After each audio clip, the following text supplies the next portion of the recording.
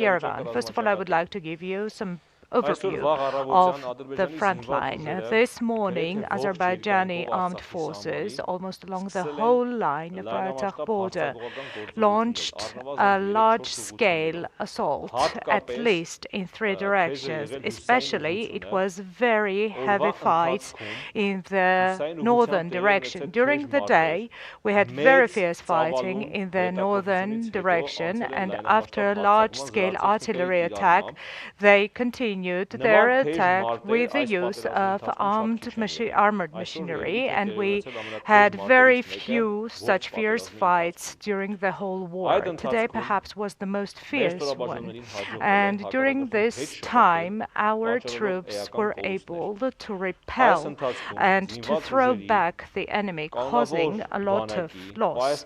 During this period of time, due to the efforts, the joint efforts and the joint brilliant and heroic efforts of the army, of the militia, and of the reservists, we managed to repel and throw back the adversary in all the remaining directions. The military operations continued, and the adversary does not have any significant advancement, regardless of the fact that during the recent days, the armed forces of Azerbaijan adopted the following strategy with subversive actions in different settlements along the borderline. They penetrate very quickly and conduct awareness-raising campaigns, and they put up their flags and take photos, first of all, to have some psychological impact on their own society and then our society. Their task is as follows, and the problem, in essence, is such. For quite a long period of time during the military actions,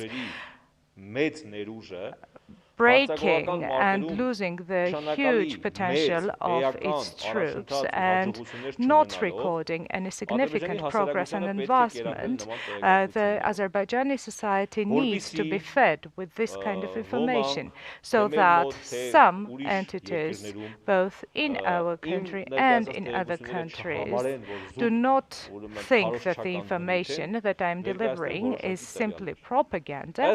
I would like to give you some data. In fact, during 14 to 15 days,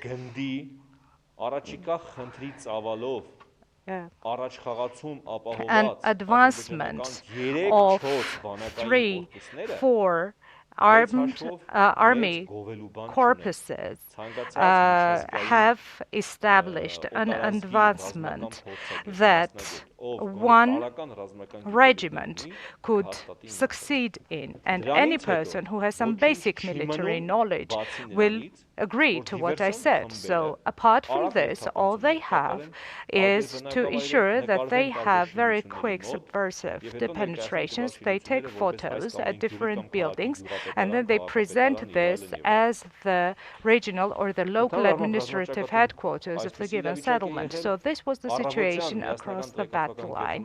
And in the morning, we will give you more exact data on the losses from the Armenian Unified Info Center. And we have questions too, but before we move on to the questions, at the Armenian Unified Info Center, we're going to speak about COVID, and I would like to call on to you to ask you to really comply with the rules for fight against COVID. And now I would like to give the floor to Romella Abovyan, the representative of the Ministry of Health. Dear compatriots, during the recent times, we are all observing an increase in the morbidity of COVID. I would like to state that during the recent fortnight, we have already 113% of increase of morbidity. We all understand the reason behind this. Because of the war, where our population has focused its attention on the external enemy. However, we should not forget that here we have an invisible adversary who is directly weakening our rear. And it is naturally clear that as a result of incompliance with the rules, we're now facing this increase in the cases. And it has been proven globally that there are only 3 rules which, if we comply with, can directly prevent the pandemic. So that's wearing the mask, sanitizing the hands and keeping physical distance. Taking into consideration our patriotism, our strength and our force as a nation, we have stood up to fight against our adversary. We have a lot of volunteers coming, forming squads, groups, collecting aid. But during this, no one is following the rules of safety and prevention of pandemic, and this can lead to an expansion of the pandemic because the pandemic does not know any borders, and this can get down to our soldiers, thus weakening their will and health. So this is a call to sobriety and to caution. We can come together, we can join our forces, and we can also individually fight against the pandemic, at the same time controlling the people around us, preventing from incompliance to the rules. And we are all responsible for compliance with the rules, and every single one of us is responsible for the spread of this pandemic. Thank you. And now let us answer the online questions that our media outlets have posed. Gala TV. Regardless of numerous videos that prove the involvement of terrorists in this conflict, and regardless of Artsak's call to create an anti-terrorist coalition, we only get responses from different countries only in the form of profound concern. Do you believe it is feasible to have an anti-terrorist coalition formed, and how can you explain the circumstance that we do not have any visible progress in this direction? I would ask you not to pose political questions to me, because this is a question that is of military and political nature. A video was posted that the Azerbaijani side is taking out some corpses, and regardless of the failure to ensure ceasefire, did the Armenian side manage to take out the Armenian corpses, and do we have any quantitative data regarding the missing soldiers? Do we know how many missing soldiers we have? I stated on the same day that the agreement on the ceasefire was attempted at preserving on one section.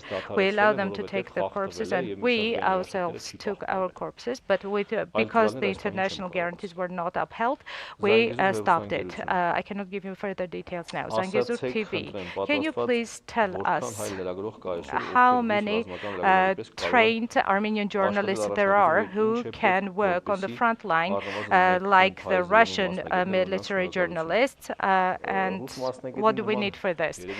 Perhaps it would be difficult for the Russian military correspondents, because these are military correspondents who have been at different conflict points, but it is not that our journalists are not really performing and delivering on the front line. One information website, according to some sources, the other troops of Syrian terrorists will be delivered to Azerbaijan. Do we have clear information about this? Even if we do, I will not, of course, publish this during the press conference unless I get authorized by the Ministry of Defense. The intelligence services and the surveillance and reconnaissance services do their work, and if necessary, we publish this information. Armenia Today, the Syrian Human Rights Monitoring Center has informed that ever since the arrival of Syrian combatants in the Artsakh territory, we have approximately 1,450 mercenaries, and more than 400 are on their way. I would like to tell you the same, that it is not very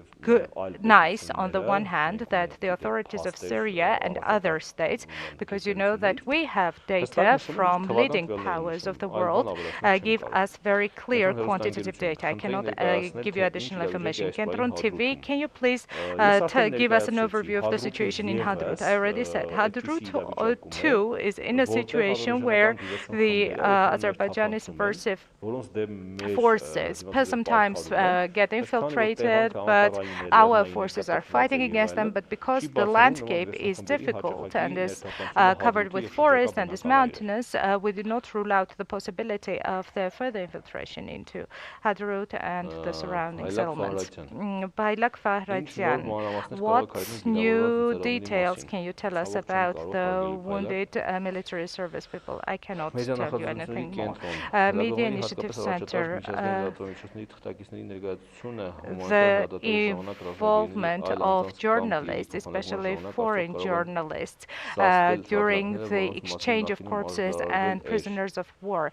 Could this serve as a circumstance in order to restrain different sides and the adversary side? I do not think that this will be a restraint, especially I already said that the international restraint guarantees are quite problematic for Azerbaijan because they would add certain problems for them. That is the reason why they did not uphold them, they did not work in this direction, and I do not even want to comment on this.